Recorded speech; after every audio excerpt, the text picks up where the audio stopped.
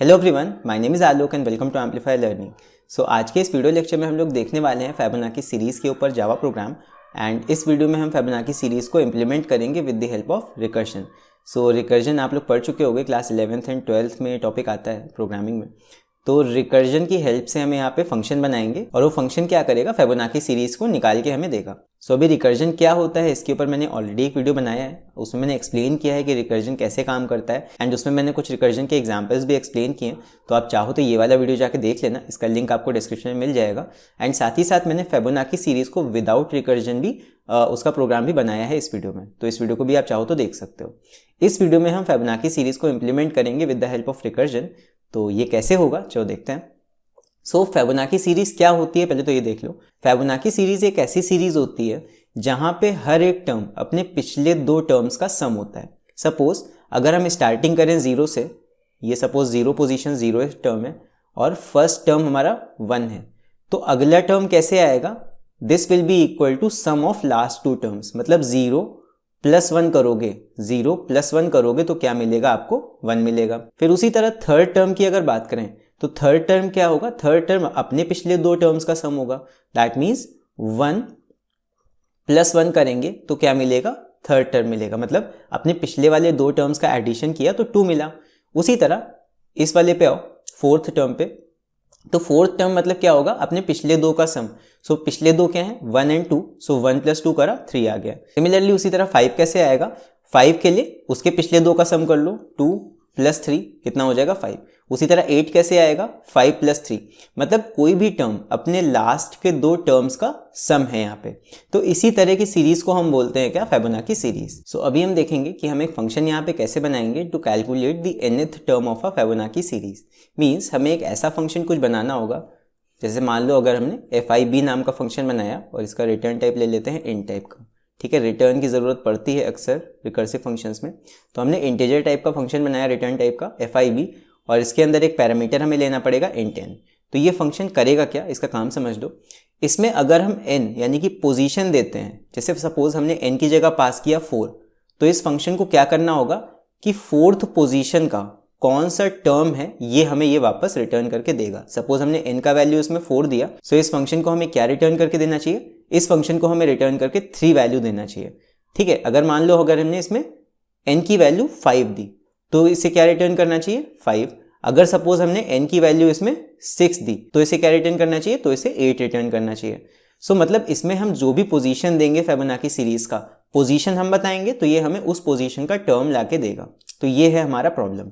सो अभी इसको कैसे सॉल्व करेंगे, देखो सबसे पहली चीज़ जो हमें रिकर्जन में ध्यान रखनी होती है कि हमें अपने जो बड़ा प्रॉब्लम है उसको स्मॉल प्रॉब्लम्स में ब्रेक करना है। मतलब उसी बड़े प्रॉब्लम को हम छोटे छोटे प्रॉब्लम्स में कैसे बांट सकते हैं, तो इसको एग्जाम्पल की हेल्प से समझते हैं। तो सपोज अगर हमें यहाँ पे फिफ्थ टर्म का वैल्यू निकालना हो, अगर हमने इस फंक्शन में मान लो पास किया n = 5, सो फिफ्थ टर्म कैसे आएगा, फिफ्थ टर्म निकालने के लिए हमें उसके पिछले दो टर्म्स को ऐड करना पड़ेगा, यानी कि थर्ड एंड फोर्थ टर्म को ऐड करना पड़ेगा। सो अगर हमें फिफ्थ टर्म चाहिए तो उसके लिए हमें क्या पता होना चाहिए, हमें थर्ड टर्म पता होना चाहिए, प्लस इसमें हम ऐड करेंगे फोर्थ टर्म का वैल्यू। तो अगर हमें पिछले दो टर्म्स यानी कि थर्ड और फोर्थ टर्म पता होंगे तो उनको सिंपली हम ऐड करके पांचवा टर्म निकाल सकते हैं। ठीक, लेकिन जैसे ही हम थर्ड टर्म निकाल लेंगे फिर से प्रॉब्लम वही हो जाएगी कि अगर थर्ड टर्म हमें निकालना है तो हमें क्या करना पड़ेगा, हमें इसके पिछले दो टर्म्स चाहिए होंगे। दैट मीन्स यहाँ पे हमें फर्स्ट टर्म चाहिए होगा और सेकेंड टर्म चाहिए होगा, ये दोनों टर्म्स चाहिए होंगे और फिर इन दोनों को ऐड कर लेंगे। उसी तरह फोर्थ टर्म को निकालने के लिए क्या होगा, इसके पिछले दो टर्म्स यानी कि हमें सेकेंड टर्म और थर्ड टर्म चाहिए होंगे यहाँ पे, तभी हम फोर्थ टर्म को निकाल पाएंगे। तो फोर्थ टर्म आ जाएगा। देन और नीचे आओ, अब फर्स्ट टर्म का वैल्यू हमें पता है 1 है। ठीक है, ये हमारा बेस केस हो जाएगा, ये चीज हमारा बेस केस हो जाएगा। यहाँ लिख देते हैं बेस केस। बेस केस का मतलब ये कि हम इसके बाद फर्दर और नीचे कॉलिंग नहीं करेंगे, यहीं पे आके लास्ट कॉल हमारा रुक जाएगा। फिर आते हैं सेकंड। अब जैसे मान लो हमें सेकंड पोजीशन का टर्म निकालना है, तो यहाँ पे तो अभी कुछ बेस नहीं बन रहा, तो यहाँ पे अभी हम और फंक्शन को कॉल करेंगे। तो सेकंड टर्म निकालने के लिए हमें 0th टर्म और फर्स्ट टर्म कैलकुलेट करना होगा और उनको ऐड करना होगा। अब जैसे यहाँ पे आ गए तो 0 से नीचे तो सीरीज नहीं जाती है ना, तो 0 हमारा क्या हो जाएगा, बेस केस हो जाएगा। और फर्स्ट भी हमारा क्या हो जाएगा, बेस केस हो जाएगा। अब 1 से नीचे कॉलिंग करोगे तो 0 एंड -1 के लिए होगा, तो इसी को हम बेस केस मानना पड़ेगा 1 पे आके हम रुक जाएंगे। उसी तरह यहाँ पे देख लो फोर्थ वाले साइड मतलब राइट साइड, सेकेंड वाले के लिए अगेन यही चीज़ हो जाएगी, 0 पोजीशन और फर्स्ट पोजीशन वाला हमें टर्म चाहिए होगा, और थर्ड केस के लिए फिर वही चीज़, यहाँ first place and second place यहाँ पे हमें चाहिए होगा और इन दोनों को ऐड कर देंगे। सो इतनी कॉलिंग यहाँ पे होंगी। फिर से सेकंड के लिए अगेन कॉलिंग होगा, किसके लिए, 0th के लिए एंड फर्स्ट के लिए। तो देख लो यहाँ पे कि अगर हमें 5वां टर्म चाहिए तो उस 5वें टर्म के लिए इतने कॉल्स लगेंगे रिकर्सिव फंक्शन में, ठीक है। तो यहाँ पे अगर हम देखें तो हमारा प्रॉब्लम कैसे बन रहा है, देखो यहाँ पे हम किसी भी टर्म को निकालने के लिए, मतलब अगर हमें फिबोनाची टर्म चाहिए n प्लेस का, तो हमें क्या करना है, हमें उसके पिछले वाला टर्म चाहिए प्लस उसके भी पिछले वाला टर्म चाहिए। दैट मीन्स अगर हमें जैसे मान लो 5th पोजीशन है तो 3rd position and 4th position वाले टर्म्स भी चाहिए होंगे, तब हम निकाल पाएंगे कि 5th पोजीशन क्या है। तो सपोज कोई भी n पोजीशन अगर हमें निकालनी है फिबोनाची सीरीज की, तो उसके लिए हमें उस पिछले 2 टर्म्स का वैल्यू पता होना चाहिए। सो यही हमने प्रॉब्लम को यहाँ पे ब्रेक कर दिया है। बड़े से प्रॉब्लम को छोटे से प्रॉब्लम में कुछ इस तरह ब्रेक कर लेंगे यहाँ पे, ठीक है। आई होप समझ में आ गया होगा अभी ये। अब यहाँ पे सवाल ये आता है कि हमारा बेस केस क्या होगा। तो बेस केस हमें रुकना कहाँ पे है कॉलिंग के लिए, जब हमारा वैल्यू n का 0 हो जाए या फिर 1 हो जाए, वहां पे हमें रुक जाना है। तो अभी इसी फंक्शन को हम कैसे इंप्लीमेंट करेंगे देख लो। सबसे पहले हम यहाँ पे बताएंगे बेस केस, मतलब अगर इफ n का वैल्यू 0 है, मतलब 0 पोजीशन का अगर हमें वैल्यू बताना है, 0 पोजीशन पे कौन सा फिबोनाची टर्म है, तो हमें दिख रहा है ऊपर सीरीज में कि 0 प्लेस पे क्या हो जाएगा, 0 प्लेस पे हमारा 0 वैल्यू है, तो हम 0 रिटर्न कर देंगे। यहीं पे फंक्शन कॉलिंग रुक जाएगी और हम कॉल नहीं करेंगे।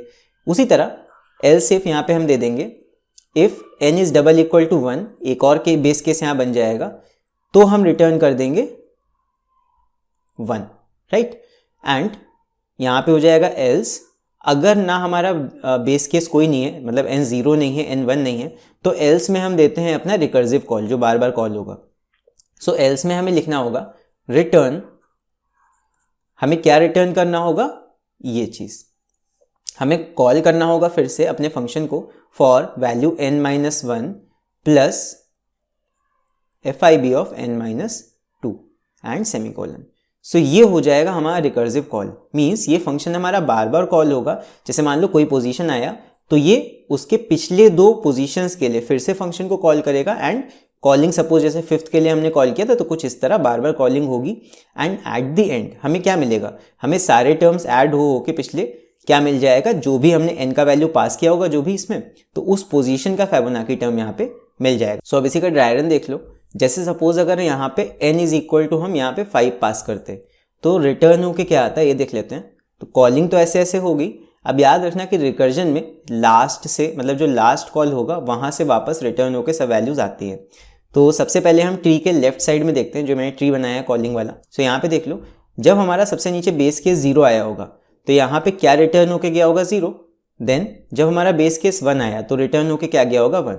सो 0 + 1, इस वाले कॉल पे क्या मिलेगा हमें, 0 + 1 दैट इज इक्वल टू 1। सो इस वाले कॉल पे वैल्यू रिटर्न होके गया 1, ठीक है। उसी तरह यहाँ पे जब फर्स्ट के लिए कॉल हुआ तो बेस केस 1 पे हमें 1 मिला होगा, तो यहाँ पे 1 वैल्यू हो गया।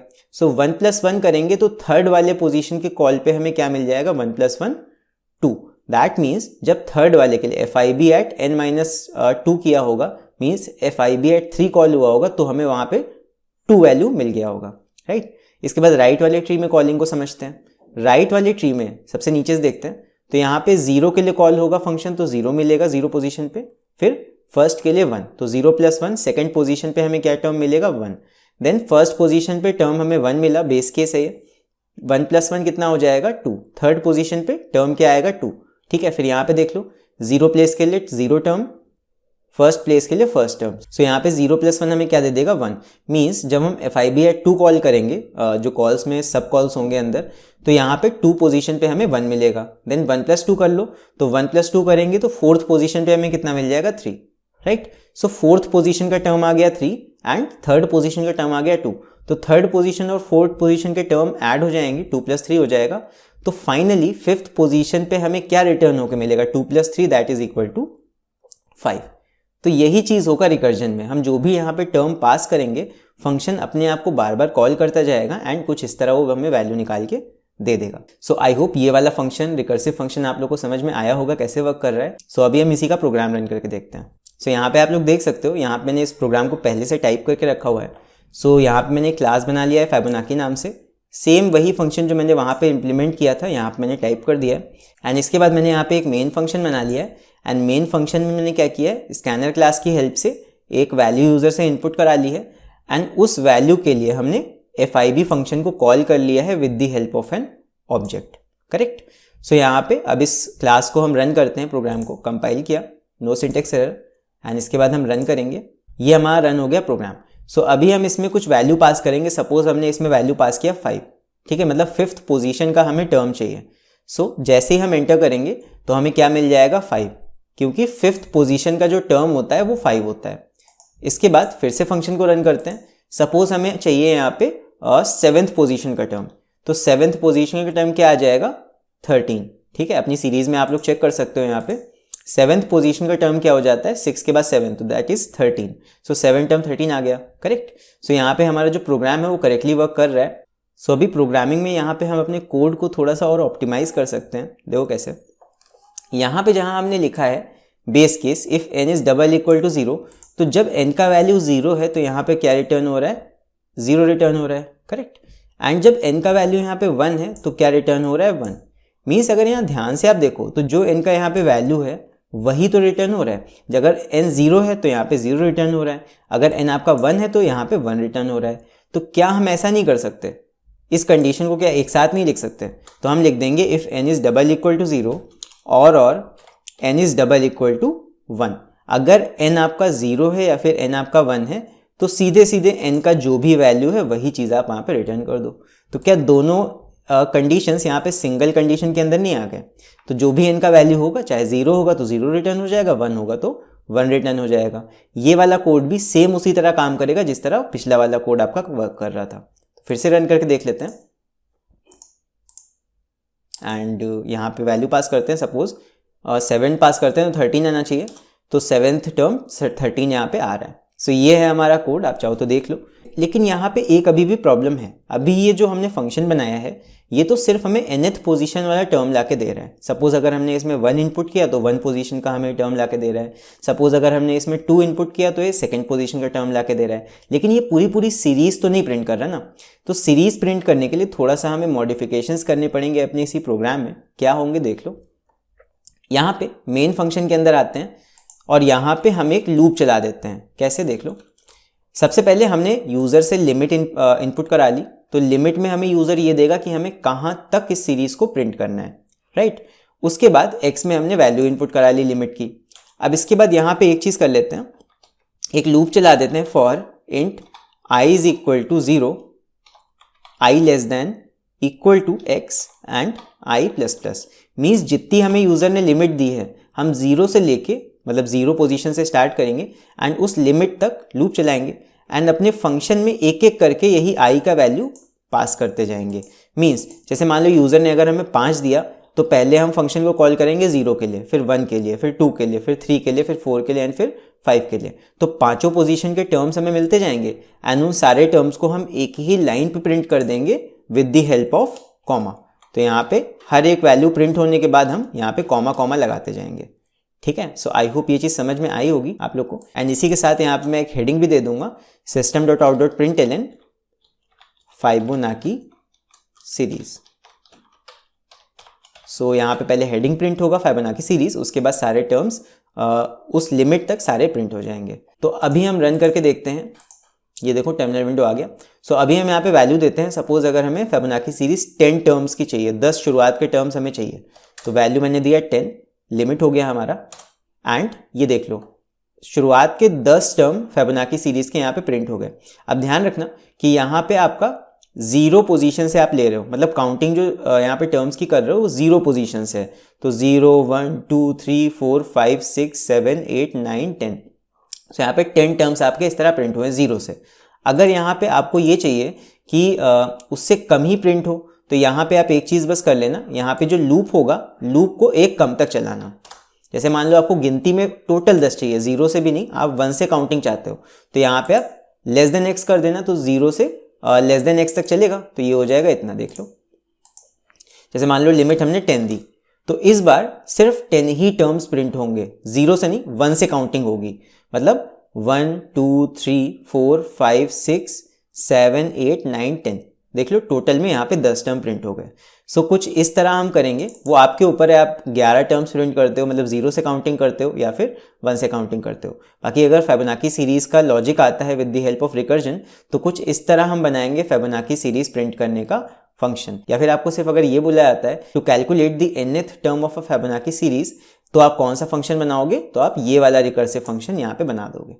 सो आई होप ये वाला कॉन्सेप्ट आपको समझ में आ गया होगा रिकर्सिव फंक्शन का, एंड फिबोनाची सीरीज अभी आप बना पाओगे with the help of recursion. तो गाइस, आप लोग को वीडियो कैसा लगा मुझे कमेंट्स में लिख के ज़रूर बताना, एंड साथ में ये भी बताना कि आप लोग को ये टॉपिक समझ में आया या फिर नहीं। एंड अगर कोई भी प्रॉब्लम हो, कहीं पे छोटी सी भी कोई प्रॉब्लम हो, तो मुझे कमेंट्स में लिख के आप बता सकते हो। एंड बाकी आप मुझे सोशल मीडिया पे फॉलो कर सकते हो, ये रहे लिंक्स। एंड अगर चैनल को सब्सक्राइब नहीं किया है अभी तक, तो चैनल को सब्सक्राइब कर लेना। एंड अगर वीडियो को लाइक नहीं किया है, तो वीडियो को लाइक भी कर देना। तो चलो फिर मिलते हैं अगले वीडियो में, तब तक के लिए बाय बाय।